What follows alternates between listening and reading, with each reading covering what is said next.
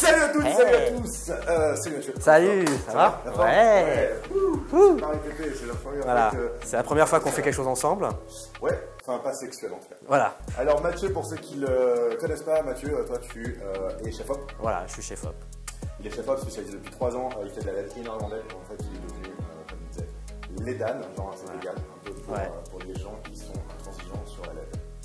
Et t'as pas fait d'exception jamais depuis 3 ans? Ah, si, j'ai pour les grosses sources, mais de moins en moins parce que très vite la LED arrive à des très fortes puissances. Mais c'est m'est arrivé de sortir quelques alchimies, mais uniquement dans les grosses puissances. En tout cas, aujourd'hui, les amis, ce qu'on voulait faire, c'était faire un truc un petit peu particulier. Aujourd'hui, on voulait éclairer une scène que je pense que tout le monde a été amené un jour à éclairer, et vous montrer les différentes techniques pour ce faire, avec différents types de budgets, différents types de sources. Cette scène, c'est la fameuse interview. Toi, tu as eu beaucoup d'interviews avec dans ta carrière. Ah bah oui, parce que j'ai commencé à la télé principalement et je faisais des interviews dans les chambres d'hôtel. Et d'ailleurs, je continue de temps en temps à en faire. Donc on va dans les chambres d'hôtel et on te dit, bah tu as 10 minutes pour t'installer et tu auras 10 minutes pour faire ton interview. Et, l'artiste va d'une chambre à une autre et ça fait ça toute la journée. Il faut être très efficace, à la fois léger parce que tu es tout seul, voir les quelques techniques pour pas te faire avoir, quoi. Ouais. Et c'est là où la LED en fait a vraiment changé le game, parce que en 2 secondes tu peux t'installer, tu n'as pas besoin de tirer des prolongs ou quoi. Et ça te permet de rajouter des petites sources. Aujourd'hui, on va simuler une interview. Ici, on est dans un petit hall, ma foi. Voilà à quoi il ressemble. Alors, je ne sais pas si notre ami Romain et la technique peut filmer un petit peu aux alentours, mais on s'est dit, voilà, on va tourner ici. On va partir du principe que l'attaché de presse a dit, bah tiens, la personne ou le client vous a dit, bah tiens, vous allez me poser ici tranquillement. Le premier réflexe, Mathieu. Quand tu arrives ici, genre tu te dis vas-y j'ai pas le temps. Bah voilà, et bah tu dis je vais peut-être poser la caméra ici parce que j'ose pas bouger la table. Et puis je vais dire à la personne de s'asseoir ici, tu vois, à 30 cm du mur. Ouais. Et puis je vais faire une lumière très rapide. Et puis voilà. Avec une belle lumière, tu mettrais genre une belle mandat ici. Ah voilà, une belle mandat. Alors je culpabiliserai parce que peut-être que je vais me dire, je vais peut-être la lever un peu, tu sais, pour pas éblouir la personne. Mais ouais, peut-être que je mettrai une mandat dans la face, une mandat au plafond, et puis l'autre, elle resterait dans la valise. Voilà, ouais, très bien. Donc ça c'est l'éclairage évidemment. Voilà. Déjà, première chose à faire si vous voulez cadrer quelque chose et l'éclairer, c'est déjà choisir votre cadre. Ça passe par la position de la caméra et aussi la position ici. Voilà. Là ici, qu'est-ce qu'on fait? Et ben là, dans un premier temps, on remarque une chose, c'est qu'on a une chance pas négligeable, c'est qu'on a une pièce dans la profondeur. Parce que ce qui est très important dans le cadre, ça se joue sur la profondeur. On a un canapé qui est pas trop lourd. On a un mur blanc avec un petit cadre au fond, une petite plante. Déjà, c'est déjà pas mal. Mais si je veux pouvoir exploiter ces deux éléments de décor, il va falloir automatiquement que je prenne mon canapé et que je le décale d'un bon 2 mètres, quoi. Tu vois. Ok. Voilà, tranquillement. Tu vois, voilà quoi, tu vois. Alors, tu préconises à peu près une taille entre le premier et l'arrière-plan. Avec quelle distance? Bah, en fait, ce qui est important, c'est aussi l'espace qui me reste pour ma caméra. Parce que je pourrais l'avancer carrément ici, tu vois, et il me resterait plus que 1,50 m pour la caméra. Donc, il faut pouvoir un peu équilibrer, tu vois. Parce que de base, tu as déjà une idée de quel focal est-ce que tu veux utiliser. Ouais. Et en fonction des ouvertures que tu as, parce que ce qu'on va chercher, en fait, c'est créer de la profondeur et voir un petit peu de bokeh derrière. Pour voilà, détacher, exactement. Détacher donc, le sujet. Automatiquement, moi, je privilégie genre un 85 mm, tu vois, en moyenne à peu près. Un bon 85 mm que je ne vais pas utiliser au-dessus de 2,8 pour vraiment profiter de cette belle profondeur de champ. Donc si tu veux, bah après c'est un peu le compas dans l'œil, c'est-à-dire qu'après tu te dis, je sais que si je veux, admettons pour une ITV, un plan poitrine assis ici, bah tu vois, vu de nez, je vais me mettre là, par là, quoi, tu vois. Donc je serai déjà pas mal, tu vois, je suis pas dans les marges d'escalier, je suis ni même dehors. Donc tu vois, ici déjà je sens que je vais être correct, quoi. Alors là, aujourd'hui, on va filmer avec une Alexa, un Super 35, donc un 85, ouais, je sais pas si ce sera... On va voir, on a une large place d'objectif, on va tourner en focal fixe, c'est plus cool. Je te propose, on fout la caméra, on fait notre cadre et ensuite on attaque. Et après on regarde ce que ça donne. Ok, donc c'est bon, ça y est, on a setup un petit peu notre décor et notre lumière. Ce que je te propose, comme j'ai été 2 fois Miss Camping en 2017, je te propose de faire la pin-up et pendant ce temps-là, toi tu vas nous faire un petit peu ta magie et nous montrer les différents points. On a 2 types d'éclairage qu'on voulait montrer, un éclairage on va dire low cost ou budget, et puis un éclairage un petit peu plus quali qui nécessite du matériel un petit peu plus cher, mais voilà, qui va créer une couleur à l'image qui va être vraiment différente. Pour parler d'abord du cadre, parce que ce qui est important c'est parler du cadre, Donc on obtient un peu cette composition. On a un 90 mm qui est monté sur la caméra, donc qui est proche du 85 mm qu'on avait évalué tout à l'heure. On a fait une composition de ce style, c'est-à-dire qu'on a placé Clovis donc à droite cadre et à gauche cadre, on a des plantes, ici, enfin plutôt une plante, qui vient donc un peu faire un équilibre des masses sur l'image. Donc Clovis, lui, il est à droite cadre et il regardera donc gauche cadre, c'est-à-dire vers le moniteur comme si le journaliste c'était le moniteur. Donc voilà, il va pouvoir se regarder lui-même. Notre cadre est prêt. On peut à ce moment-là commencer à faire de la lumière. On a mis la source la plus importante, c'est celle qui va éclairer notre sujet, bien évidemment. C'est donc un aperture 300 avec un COP 300 qui est donc mis ici en 3/4 face gauche.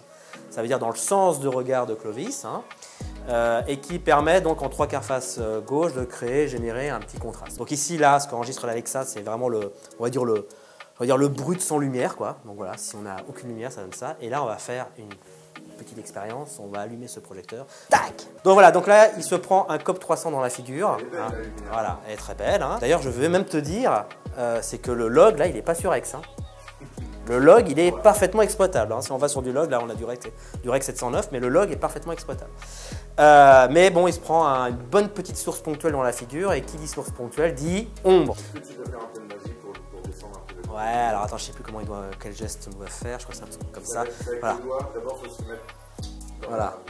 Attention, ça paraît, ça diminue, ça diminue, ça diminue, ça diminue, voilà. Donc voilà, ça c'est un peu la magie de la LED, ce qui permet de dimmer sans altérer la lumière. Et là maintenant, on va utiliser un accessoire qui permet donc de transformer une source ponctuelle en une source large. Ça te permet d'avoir un deuxième projecteur tout en gardant le projecteur lui-même. Alors, voilà, je lui fous ça dans la gueule. Et voilà, maintenant on se retrouve avec une source large, donc avec une surface d'émission de lumière un peu plus importante et du coup des ombres plus atténuées. Et c'est moins aussi brillant sur le visage, parce que quand c'est ponctuel, tout de suite ça fait de la brillance sur la peau. Maintenant on va faire autre chose, c'est qu'on va utiliser une deuxième source, un deuxième projecteur, qu'on va placer en opposition à la face, en passant par Clovis. Donc en opposition, on met un 3/4 contre droite. Donc là, c'est le 3/4 contre droit qui est donc vraiment en opposition et qui permet donc de faire un petit effet. Ça va donner ça. De toute façon, je vais l'allumer. Tac! Voilà. Donc là, il s'allume. Et donc, on a vu tout de suite que ça donnait un petit liseré ici de contre. Voilà, ça fait une petite brillance. Ça permet, c'est comme le principe d'un contre. Le principe d'un contre, c'est de faire un genre d'un élément de découpe du premier plan à l'arrière-plan. Ça permet un peu d'essayer de montrer un genre d'un effet 3D, alors que c'est de la 2D. Donc là, on le fait en fait que sur un seul côté et on fait donc un 3/4 contre en y laissant donc un petit liseré comme ça. Alors, ce qu'il faut savoir, c'est que là, actuellement, le 3/4 contre, il est donc en ponctuel, il est vraiment avec le COP qui est nu. Et donc, du coup, ça peut faire des brillances un peu trop fortes, un peu trop ponctuelles. Et par exemple, si Clovis tourne le visage de ce côté-là, voilà, tu vois, tout de suite, il peut ramasser ici des brillances qui sont très fortes. Voilà, donc c'est pas tout à fait si on a mieux, si on a un autre accessoire, si on a une chiméra qu'on peut mettre devant. La chiméra, alors forcément, comme je mets une chiméra, il va falloir augmenter l'intensité. Voilà. On va baisser un peu, voilà, que ce soit pas non plus trop. Voilà. Tac, je le lève un peu, et voilà. Et ici, on a donc un modelé, ça change, tu vois, quand on passe ici, là, on sent la différence. Et là, d'un seul coup, on a un petit effet joli, un peu 3/4, qui permet un peu de détacher donc, notre personnage. Maintenant, on peut se concentrer éventuellement sur les éléments qu'il y a en arrière-plan. Ouais. Et par exemple, sur cette plante, où on peut lui donner de la brillance. La seule solution, c'est les sources autonomes. Ça, c'est génial. Donc, on peut utiliser une des deux sources, tac, tu dégaines dans la poche, et que tu peux mettre, par exemple... Et voilà, là, pour faire un petit effet, tu vois, de 3/4. Si je me cache, voilà, on crée un peu de brillance, on voit avec et sans. Là, j'ai envie de dire, on est prêt à tourner. Non, mais là, on est prêt, ouais. Je vous parle de... Je ne comprends pas qu'en 2018, il y a encore des personnes qui pensent qu'on ne peut pas gagner sa vie sur Internet.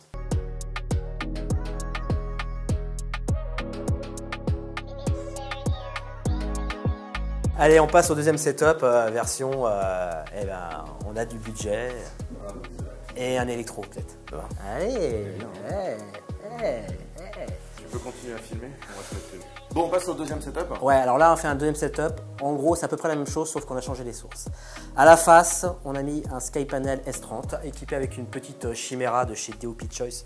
Donc DOP Choice qui nous font des boîtes à lumière terribles pour toutes les sources aujourd'hui. Une petite chiméra qui a pour but juste d'élargir la surface, c'est-à-dire que sur une surface à peu près large comme ça, on est passé sur quelque chose d'un peu plus large, donc ça joue sur les ombres. Et petit accessoire qui fait toute la différence, c'est le snap grid qui est devant, donc c'est ce genre de petit grillage tout flexible. Donc voilà, le principe c'est principalement de rétrécir l'angle d'émission de la lumière. Et à partir du moment où tu rétrécis l'angle d'émission de lumière, surtout pour une source large, et bien là tu commences à faire de la lumière un peu sélective et là ça te permet d'aller beaucoup plus loin dans la lumière. C'est-à-dire qu'au lieu d'allumer une lumière qui allume tout, c'est-à-dire le premier plan, l'arrière-plan, tout ce qui se passe sur les côtés, et bien là tu vas pouvoir avoir un éclairage qui allume uniquement que le sujet et donc d'avoir la liberté de faire autre chose sur l'arrière-plan. L'avantage du SkyPanel, c'est que c'est un Larousse de toutes les lumières, c'est-à-dire que ça permet de faire toutes les lumières qu'on veut. Donc là je l'ai simplement mis en programme sur une lumière du jour classique à 5600 Kelvin. Voilà, et donc la première chose qu'on voit, c'est que ça me permet, donc là j'ai une belle petite face, toujours. Voilà, bah oui, mais c'est toi qui dois faire tout ça. L'avantage, c'est que je n'éclaire pas trop l'arrière-plan. Vous voyez, là j'éclaire l'arrière-plan, et là, vous voyez, quand j'éclaire Clovis, je dirige donc le snap grid vers lui, et l'arrière-plan, notamment la plante derrière, est un peu plus sombre. À ce moment-là, j'ai envie de faire une petite pause dans la vidéo, juste pour vous montrer la différence entre les deux images. Sur cette image-là, on a le COP 300 avec la chiméra qui envoie juste une lumière très diffuse, très large. Donc voilà, tout est arrosé, tout est bien éclairé, on a récupéré du niveau partout, mais on n'a pas spécialement de modelé sur le visage. L'arrière-fond est lui aussi bien éclairé. Mais sur cette image, donc là on a le Arri SkyPanel S30, la chiméra et surtout le snap grid qui permet de diriger la lumière. Donc là on se retrouve avec un fond qui est un petit peu moins éclairé, donc qui va mettre davantage en avant le premier plan. La plante sur la gauche est elle aussi beaucoup plus sombre, ce qui va permettre de pouvoir créer du contraste en apportant de la lumière en dessous et pouvoir du coup la rendre un peu plus chatoyante, cette plante. Et on voit sur mon visage que sur la partie gauche, on récupère beaucoup d'ombres. Et ces ombres-là vont contribuer évidemment à créer du modelé sur le visage. Est-ce qu'on a un contre comme pour l'exercice de tout à l'heure? Alors en contre, je vous propose donc un petit Freestyle 31, un petit de chez Kilo. Donc pareil, c'est une source qui est placée en 3 quarts contre gauche, ouais, tout à fait, qui est une source plutôt large, ça fait rappeler un peu les fameux Kino 4 tubes 120. Et l'avantage aussi, c'est qu'on n'a pas ce qu'on appelle un snap grid, mais on a une petite grille qui permet aussi, pareil, de concentrer le faisceau sur notre sujet. Je l'allume, voilà. Ok, donc là, on est dans la même configuration que tout à l'heure quand on avait le code au fond. Voilà.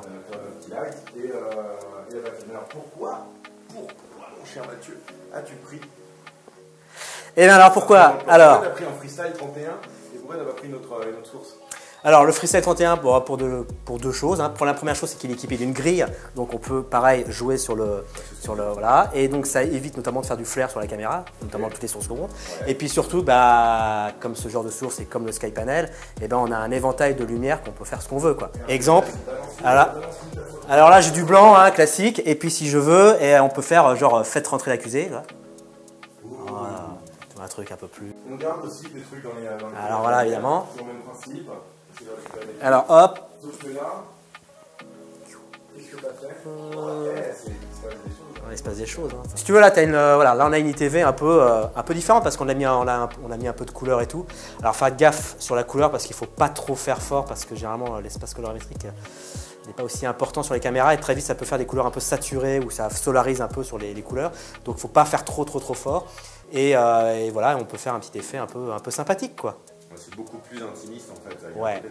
Alors là, on a un côté intimiste parce que c'est les snap grids qui jouent, c'est-à-dire qu'on a principalement de la lumière et on a peu de rebonds de lumière, notamment, tu vois, sur le mur blanc, là, ici, là. Tout à l'heure, sur le mur blanc, il était très blanc, et là, il est beaucoup moins blanc parce que le snap grid tu le sens aussi sur le modèle du visage. Et forcément, comme la fill light ici, parce que ça, c'était la fill light, c'était notre poly, et moins important, du coup, ici, on a plus de contraste sur le visage, quoi. Ouais, c'est vrai. On a vu 2 types d'éclairage. On va vous les mettre side by side. C'est à vous de juger. Voilà, vous votez quoi. Ce que vous préférez. Votez. Voilà. Évidemment, c'est des règles générales. Il n'y a pas de règle ultime. Quand tu éclaires, tu dois toujours composer avec ton cadre, avec la lumière que tu as, avec le temps imparti, avec ton portefeuille. Pas forcément avoir des beaux éclairages comme cela tout le temps. Mais voilà, c'est des règles générales. Bon, Mathieu. Allez, ciao. Merci beaucoup. Je te sers la main, mais tu sais qu'on va encore passer quelques minutes ensemble parce qu'il faut tout ranger. Voilà. Un sacré bordel. C'est pour vous. Ouais, on a 40 électros dehors qui attendent. Donc, les camtars sont arrivés. voilà. Cool. Bon, merci à tous d'avoir suivi cette petite vidéo. Si vous voulez en apprendre plus sur tout ce qui est la technique audiovisuelle, allez checker la chaîne de Mathieu Misiraka. On vous met le lien dans la description. Qu'est-ce que tu traites un peu sur ta chaîne YouTube? Des présentations, déjà un peu des caméras et puis pas mal de projecteurs à LED parce qu'il y a plein de projecteurs à LED que les gens ne connaissent pas. Donc voilà, je fais un peu une présentation. Pas mal de vidéos dessus, ouais, et puis sinon, quelques astuces aussi. Et puis souvent aussi, un truc qui marche vachement bien, c'est que j'explique comment j'ai éclairé un plan sur un téléfilm, une série et tout. Je prends un plan et j'explique comment j'ai éclairé, avec quelle source j'ai utilisé, comment j'ai fait tel effet, etc. C'est bien, c'est vachement didactique, pédagogique parce que bon, t'es quand même un petit peu prof également. Ouais, c'est exactement les mêmes. En fait, c'est les mêmes cours que je prends quand je suis prof, quoi. Je prends les mêmes trucs. Mais c'est gratuit. Ouais, mais c'est gratuit, quoi. Je devrais faire payer. Mais vous n'aurez pas de diplôme YouTube à la fin. Ok, bon, merci à tous d'avoir suivi cette vidéo et puis on se retrouve très bientôt pour une prochaine vidéo sur le site de Podot Vidéo ou sur la chaîne de Mathieu. Ciao.